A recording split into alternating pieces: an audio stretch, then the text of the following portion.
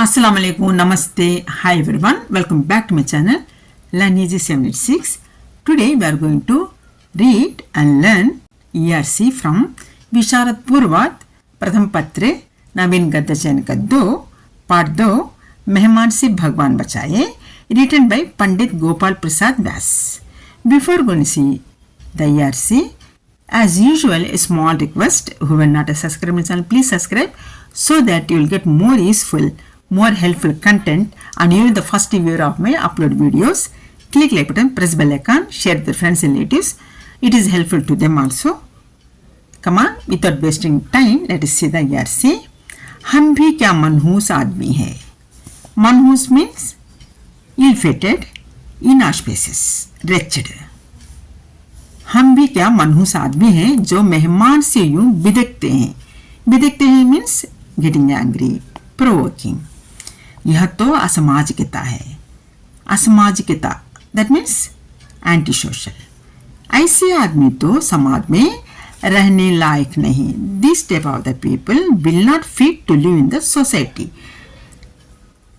यह भी क्या मनहूस आदमी है जो मेहमान से यूं भी दिखते हैं. यह तो असामाजिकता है. ऐसे आदमी तो समाज में रहने लायक नहीं.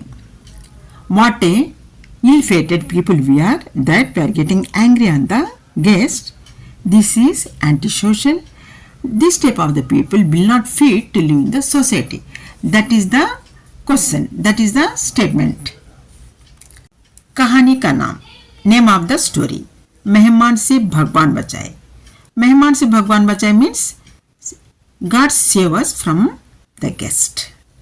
कहानीकार का नाम, name of the story teller, Pandit Gopal Prasad Vyas ji. कहानीकार का परिचय, introduction of the story teller. Sahitya Ratna तक शिक्षा प्राप्त करने के बाद पंडित गोपाल प्रसाद व्यास दिल्ली के दैनिक हिंदुस्तान के संपादकीय विभाग में कार्य किया. After completing his education till साहित्य रत्न, he started working in editorial department of Delhi in दैनिक हिंदुस्तान. जीवनी, कविता, निबंध लेखन के साथ इन्होंने व्यंग्य लेखन में अपना नाम सार्थक बनाया है. along with जीवनी, बायोग्राफी, कविता, पोएम, निबंध लेखन, essay writing, he made his name popular, meaningful in the satire writing. व्यंग्य मीन्स सेटर. हास्य लेखन में पंडित गोपाल प्रसाद व्यास का नाम आदर सहित लिया जाता है. His name is taken with full of reverence and respect in humorous writing. I mean humorous as well as satire writing. सप्रसंग, कंटेस्ट. ऊपर का यह कथन पंडित गोपाल प्रसाद व्यास का सुप्रसिद्ध हास्य लेख मेहमान से भगवान बचाए से लिया गया है. The above mentioned statement has been taken from the humorous article मेहमान से भगवान बचाए written by the Pandit Gopal Prasad Vyas. लेखक मेहमान को मुसीबत का ही दूसरा रूप मानते हैं. Author considers the guest is the another form of trouble. बचपन के दोस्त बिना चिट्ठी के, बिना किसी सूचना घर पहुंचते हैं. The childhood friend without any intimation, without writing any letter arrives the home. उनसे परेशान होकर लेखक की पत्नी अजीब सा व्यवहार करने लगती है. इससे लेखक इस प्रकार कहते हैं, troubled by the guest, writer's wife also starts behaving strange. By the time the writer tells these words, that means हम भी क्या मनहूस आदमी है. व्याख्या, एक्सप्लेनेशन. बचपन का कोई दोस्त बिना सूचना के ही आ जाता है. Childhood friend comes without any notice. आते ही वे बच्चों को अपना भतीजा बना लेते हैं. As soon as he comes, he treats children as his nephews.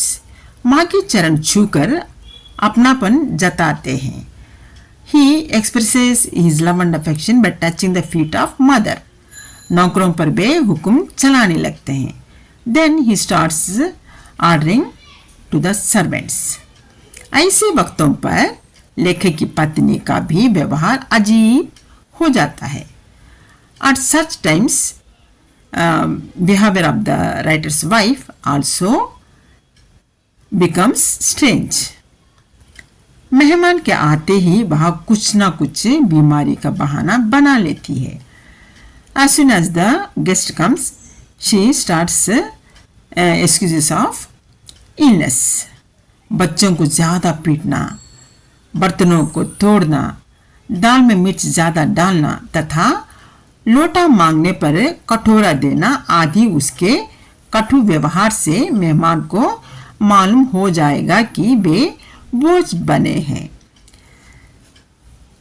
बच्चों को ज़्यादा पीटना, too much beating the children, बर्तनों को तोड़ना, ब्रेकिंग द यूटेंसिल्स, दाल में मिर्च ज़्यादा डालना, adding the too much chilli powder in the dal तथा लोटे मांगने पर कटोरा देना, giving the bowl when the guest asked her to give the mug. आदि ऐसे कठोर व्यवहार से मेहमान को मालूम हो जाएगा कि वे बोझ बन गए. By this strange behavior of her, the guest understands that he became a burden to them. उसके इस व्यवहार से मेहमान दिल्ली तक भी नहीं आएंगे. Because of her harsh strange behavior, the guest will not come even to the Delhi. हम भी क्या मनहूस आदमी हैं जो मेहमान से यूं बिदकते हैं. यह तो असामाजिकता है. ऐसे आदमी तो समाज में रहने लायक नहीं. By the time the author tells these words to his wife, what a wretched people we are that we are getting angry on the guest. This is antisocial. Such a person will not fit to live in the society. विशेषता, speciality. उपरोक्त कथन से मेहमान से परेशान लेखक के विचारों पर प्रकाश पड़ता है. The above statement throws light on the thoughts of the author who was vexed by the guest. वे मेहमान को किसी भी हालत में अपना घर आने नहीं देना चाहते थे. The author didn't want to let guest come to his home at any circumstances. That is the ERC we have read now. I hope you understood the relevant of this ERC. Suppose if you are satisfied with the explanation, don't forget to subscribe my channel, click like button, press bell icon, share with your friends and relatives. Till the next upload of new video, take care of yourself. Have a nice time. Bye bye. Jai Hind. Allah Hafiz.